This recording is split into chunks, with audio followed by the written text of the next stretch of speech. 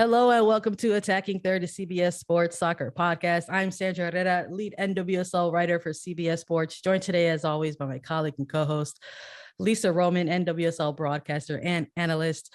On today's episode, we have a special edition interview episode. We're joined today by Washington Spirit forward Ashley Hatch, currently the leader in the Golden Boot race. How are you doing today, Ashley Hatch? Welcome to the show. I'm doing great. Thanks for having me. Excited to be here.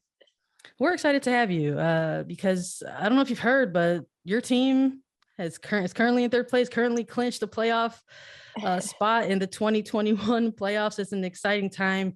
Washington Spirit sitting third in the standings with 36 points right now, record of 10-7-6. Let's get into things. I would like to start with the origin story here, the arc, your character arc in this long story of Washington Spirit. It was a tough start for you individually. You were navigating some early injuries there, but what has the journey been like, sort of getting back into form, and how are you just sort of feeling now that the end of the season is coming into picture? It's been a wild ride for sure. I think everyone, at least once a day, someone makes a joke like this season's still going on, like, because I feel like we've had so many ups and downs, a lot of downs, but on the field, a lot of ups. So it's been good. Just being able to, finally as a team and as an individual kind of hit our form at the right time and peak at the right time. So all those downs have been worth it to get to where we are right now, especially like on the field. Off the field's a little bit of a different story. But I don't know, it feels good. And I'm excited to, continue to keep things rolling and hopefully continue to improve as an individual and as a team going into playoffs.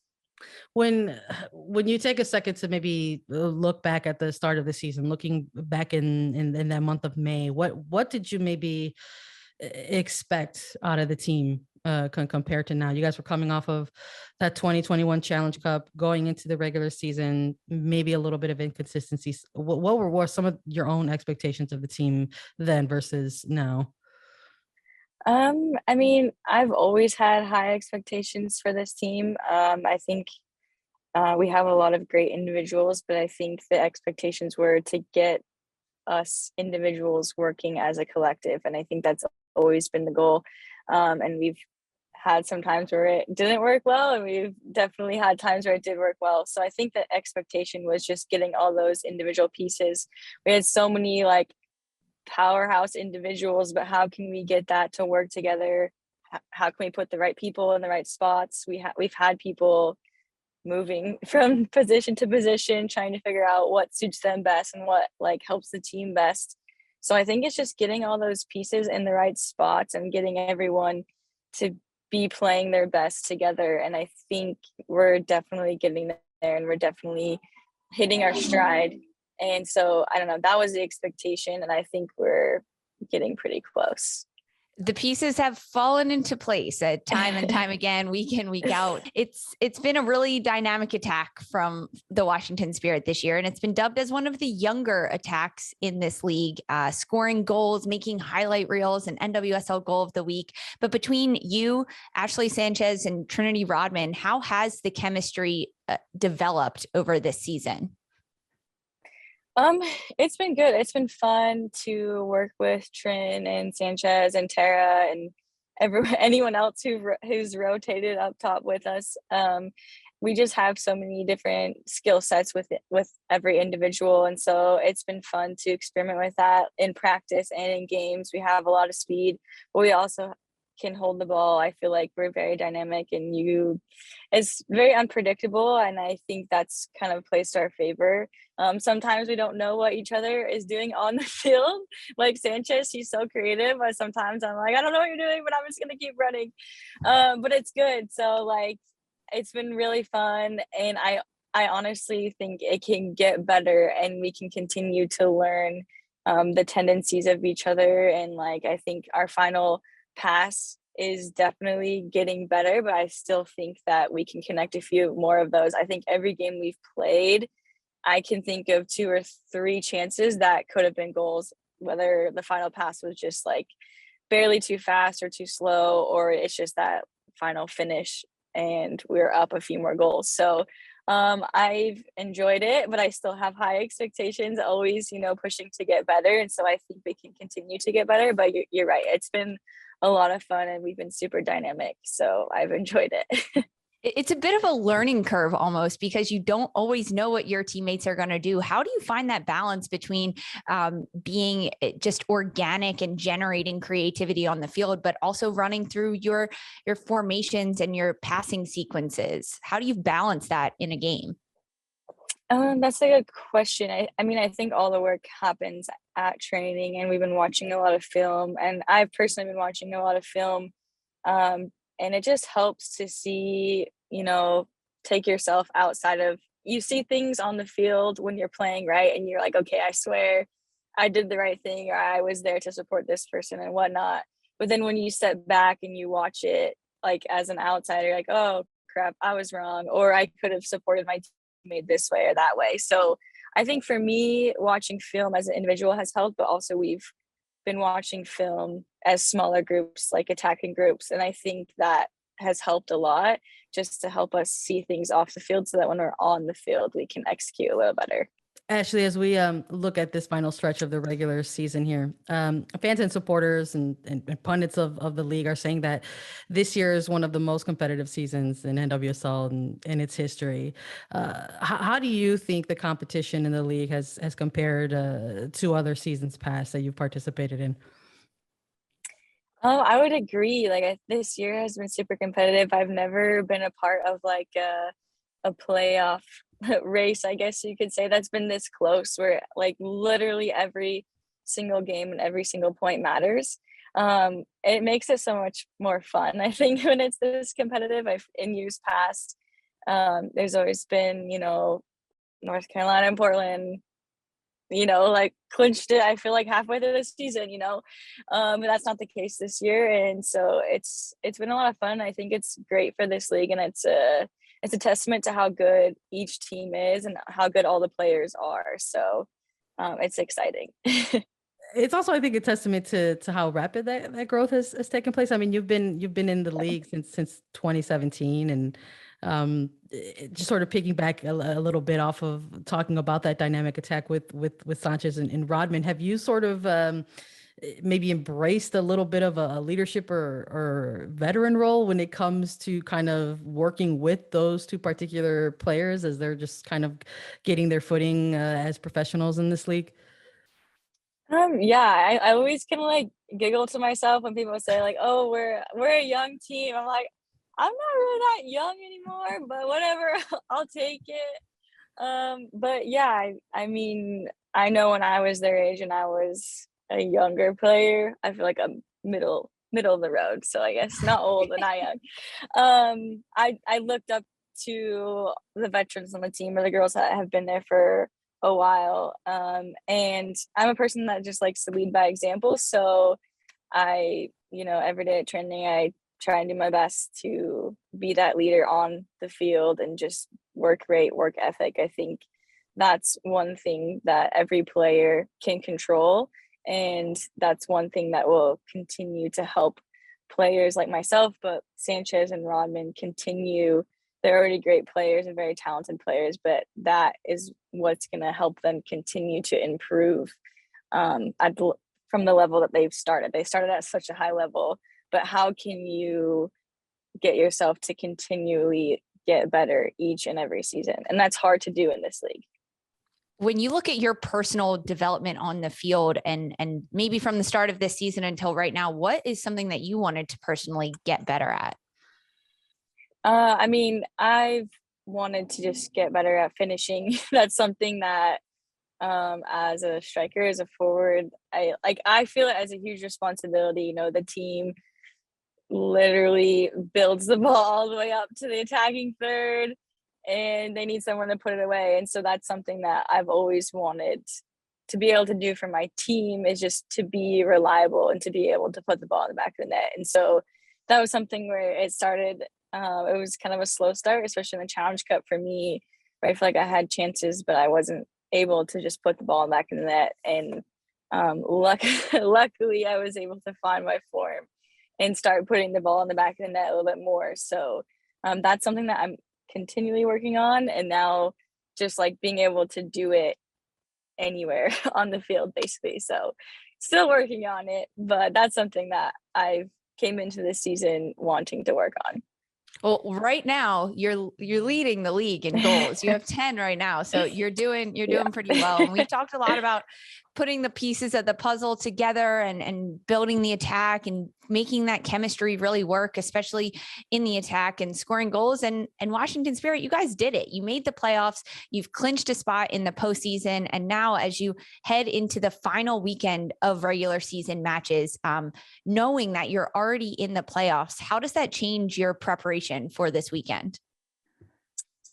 The preparation for me doesn't change much. Like playoffs, we will address those and get ready for those as soon as we like the week leading up to that first playoff game. But for me, we're still in regular season. You know, we still want to win, want to score, get a clean sheet, all of those things. So right now, you know, our foot is not off the gas. We're ready to go. We're excited.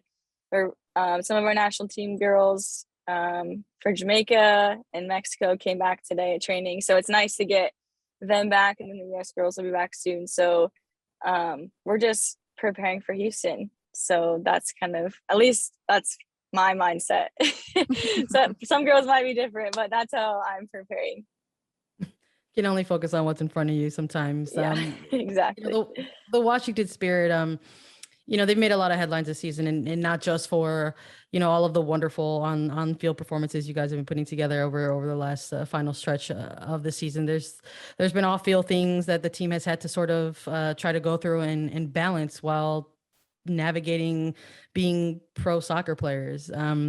We've seen all kinds of things. We've seen it sort of spread out into other areas. We've seen the supporters group in the Spirit Squadron, holding up signs at games, taking to social media and asking for change. Along with the Spirit players themselves getting involved and sort of taking that role of speaking for yourselves, right? And kind of issuing forth demands. What is perhaps the latest that you can give us in terms of an update with all that, with what the team is currently navigating and how they are trying to stay in communication with what is currently going on while also preparing for the playoffs? That is a great question. I feel like it's a loaded question. There's, I feel like it's hard because you want to balance being able to put a good product on the field, but also like demand change. You don't want players to have to go through what you're going through right now, but you also want to seize the moment, like us making the playoffs. So it's been a struggle to be able to like balance those and, put on the hat, take off that hat. But I feel like as a team, we've done a good job of like, once we're on the field playing together, that's what we're doing. Once we're off the field, then we can continue to have those conversations of like, or ask those questions. I feel like this is the most questions we've asked as a group of players. We've asked questions of our ownership. We've asked questions from our coaches, from our coaching staff, like what's going on, what's next. But at some point we need to stop asking the questions because it's just overload, right? So we've been trying to balance that. As of right now, you guys know pretty much everything I know. We put out that statement as players.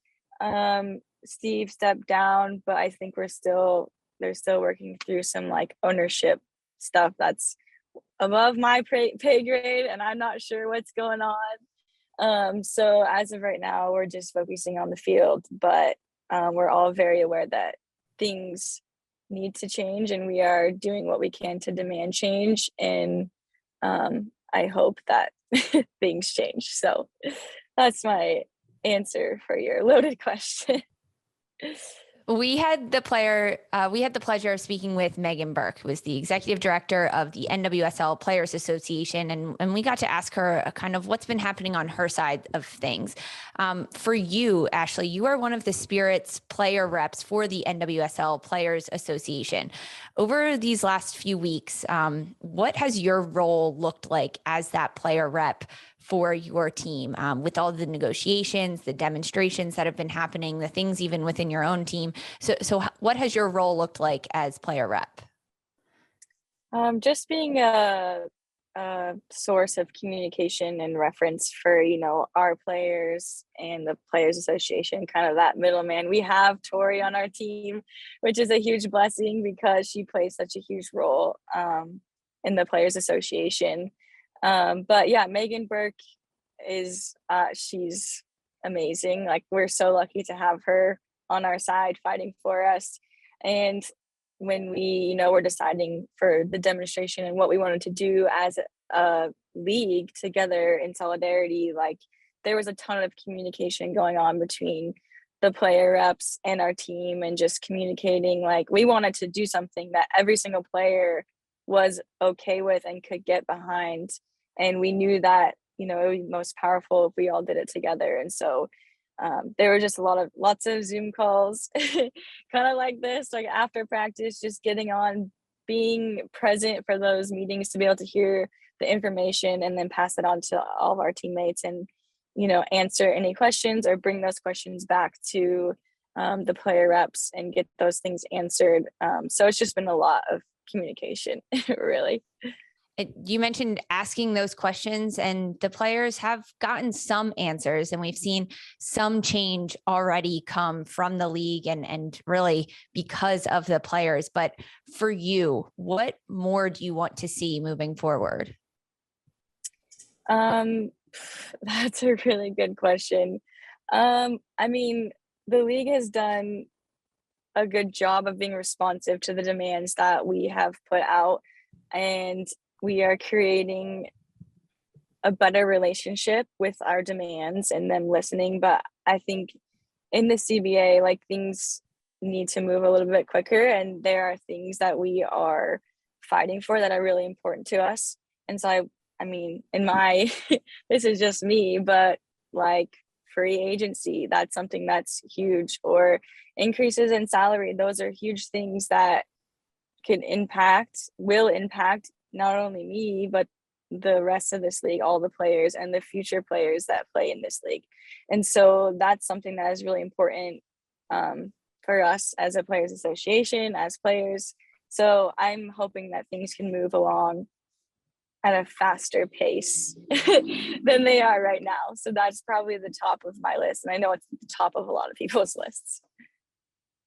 Actually, with all of the ongoing CBA negotiations, there's also been a lot of recent reporting highlighting and detailing a lot of former players' experiences with certain teams and certain coaches, and they were very difficult and hard reads to get through, and so much so that there was a point in the season where games were postponed. There have been player demonstrations out on the field amongst the players, the coaches, and current staff.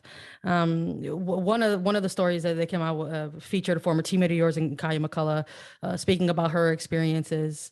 When you read something like that as a former teammate, or see that come out, is that something that you're unable to process at that time, just because of everything going on with the ongoing season? And if it's not, is it something that you would like to maybe try to take a look at and focus on how the team moving forward can continue to be a supportive place for all players in the future?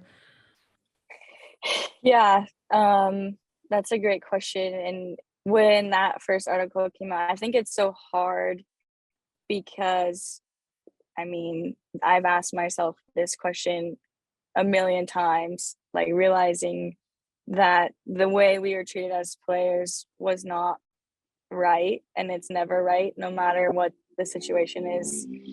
And I've asked myself so many times, like, should I have done something sooner? Could I have done something sooner? And like, there's so many instances on the practice field, or like in team meeting rooms, where I've played over in my mind, like, should I have stepped up and said something? But a lot of us, I think, had to handle and deal with a lot of verbal and emotional abuse. And so I don't know, it's hard but I mean, we appreciate Kaiya and all these players speaking out, because when you're in the middle of it, sometimes it's hard to realize that the way you're being treated is not right. But once that piece is removed, it's kind of like a breath of fresh air, and you're like, wow, that something was wrong if there's this big of an impact when this piece is moved. So when it was fresh off the press, literally, and like things were going on among the club and pieces moving, it was for me, it was a really, really tough week, to have to like step on the field and kind of have a lot of memories and instances be kind of played back, and then have to continue to move forward. So I think the biggest takeaway for me is that I hope that this will never happen again to anyone or any player in this league. And that's why it's so important for, the Players Association and all the players. That's why we're all behind this. And we want this league to be a safer league. And we want it to be a league where women feel empowered to play. They feel safe to play. They want to come here and be like, this is what I've worked my whole life for. Like, watch me do my thing. And so there's a lot that needs to change, and that change is happening. But I think all of our eyes were opened really wide once we read these articles and kind of had these lived experiences. So it was really tough. But I think we're moving in a better direction. Absolutely. It's been something to sort of witness this current change that's happening right now. Something else I've noticed, kind of stemming back into last year, kind of growing into this year, is starting to see a lot more community involvement from players within their respective local markets. And something I'd like to chat with you a little bit about is the Boots from Pros initiative that you started. You've been really active in the community, starting this cleat donation program, and you've been trying to make that local impact. How did Boots from Pros kind of come to life, and would you like to see that expand? Yes. Thank you so much for bringing it up. It makes me so happy to talk about it. But yeah, Boots from Pros was created, I guess, the beginning of last season. I just, as a professional soccer player, I have the luxury of having nice cleats, and sometimes, you have a pair of cleats that have a lot of miles left in them. And I was cleaning out my closet, and I found a really nice pair of cleats. I think I got it from like a U23 camp a while ago. Didn't like the style of them or something. And so I just had been carrying them around, but I was like, all right, it's time to get rid of these. And instead of taking them to Goodwill or something, I was like, I'd really love to give these to like a youth player who maybe can't afford cleats but loves soccer and could, put these cleats to good use, scoring some goals or something. So I just posted like an Instagram story kind of stating that, like, hey, I'm looking for someone, like, if anyone knows a player that could use a pair of cleats, like, let me know. And I got so many DMs from like dads or moms who were high school coaches, club soccer coaches, who had players on their team, who duct taped their cleats. I mean, we've all been there before, right? Cleats are so expensive, and if you're playing club soccer or just, it's tough these days to afford a nice pair of cleats. And I was like, well, this is really cool. I think this could turn into something, because I know I have teammates who have nice Nike or Adidas contracts, and they get sent tons of cleats and they wear them once or twice, and then it's on to the next color scheme. So that's kind of where it all started. But I was like, how cool would it be? Like, when I was younger, I never met a female professional athlete, let alone soccer player. And so I thought it'd be really cool to bridge that gap between professional soccer players and NWSL players and the youth. And so I was like, this is a great opportunity to bridge that gap. So Boots from Pros essentially gives youth players in need a pair of either brand new or lightly used boots, along with a note from the player that it came from. So like, the player can write something like, enjoy these boots. Or I know on my donation note, it says, it's the little things that make a big difference. So make the most of these cleats. So it's very individualized, and that's kind of how I want it. I didn't want it to be like this mass donation thing where you don't know where these cleats came from. So yeah, I've been able to donate about, I want to say maybe 12 to 15 pairs. It's a slow process because it's hard to find the right players, but that's why I'm willing to put in the work, because I want it to be so individualized and I want these kids to feel special. And also like kind of raise awareness, like, hey, you have an NWSL team right in your backyard. Go watch this person play. So, I mean, like, big goal and dream is to have a Boots from Pros in every single NWSL market. So luckily the Washington Spirit gets to be the trial run for this, still trying to figure out how I can scale this. But yeah, so that's essentially where Boots from Pros came from. That's an awesome initiative. And here's hoping that it continues to grow. I think it might. I think people are getting introduced to it to the first time here, listening to that on Attacking Third. So hopefully that'll be the start of something bigger for you in the future. Thank you so much for joining us today, Ashley Hatch. Good luck in the playoffs. I want to thank everybody for joining us today and listening. You can follow us on Twitter at Attacking Third. We're also available as Apple Podcast, Spotify, Stitcher, and anywhere you listen to your podcasts. And we're also available as video. So subscribe to us on YouTube at youtube.com/Attacking Third. For Sandra Herrera and Lisa Roman, once again, good luck in the playoffs, Ashley. This was Attacking Third.